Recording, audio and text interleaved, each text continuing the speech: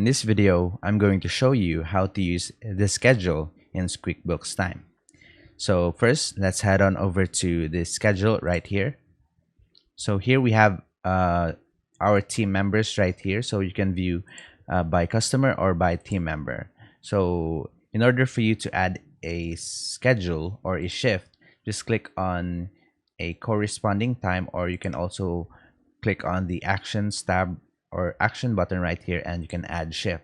So for example, we have the title landscaping, and you can assign a color for that specific shift. So for example, we have blue, and make sure the start date is the right date, and you can add in the start time and the end time. So you can assign the team member for that shift. So for example, we have this, and you can select a customer for that shift. And if you have the location of the customer set, it will automatically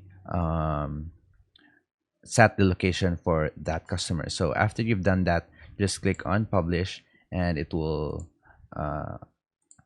add the shift to that corresponding time.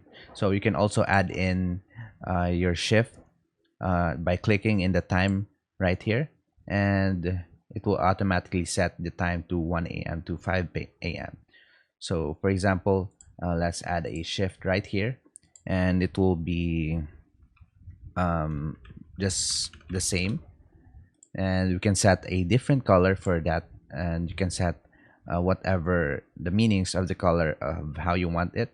So over here is where you will be checking the time zone of the shift. So make sure you have the right time zone for the specific employee.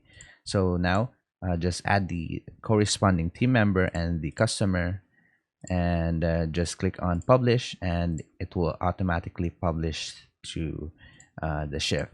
So that's about it. That's how to use the schedule in QuickBooks Time. If you have any questions, please let me know down in the comments, and I'll do my best to help you out.